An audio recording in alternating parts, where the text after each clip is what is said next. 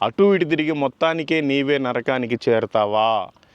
ఎందుకైనా దేవుడు నిన్ను ఇంతకాలం బ్రతికించింది. దయచేసి మారండి, ఇప్పుడైనా నిజమైన మారు మనసు పొందండి. లూకా సువార్త 3వ అధ్యాయం 4వ వచనం ఈ విధంగా సెలవిస్తుంది. ప్రభు మార్గమును సిద్ధపరచుడి, ఆయన త్రోవలు సరాలము చేయుడి. మీ బంధువులకు, మీ మిత్రులకు, మీ ఇంటి వారికి బుద్ధి చెప్పండి. హెబ్రీయులకు రాసిన పత్రిక 3వ అధ్యాయం 14వ వచనం. పాపము వలన కలుగు భ్రమచేత మీలో ఎవ్వడునూ కఠినపరచబడకుండునట్లు నేడు అనబడు సమయం ఉండగానే ప్రతి దినము ఒకరికొకడు బుద్ధి చెప్పుకొనుడి. మీరు ఫస్ట్ బయట సువార్తను ప్రకటించే ముందు మీ ఇంట్లో వాళ్ళు ఎవరైనా తప్పిపోతున్నారా వాళ్ళకి బుద్ధి చెప్పుకోండి. మీ ఇంట్లో వాళ్ళకి ఎవరికైనా రక్షణ లేదా వాళ్ళకి సువార్తను ప్రకటించండి, ఇదే సమయం.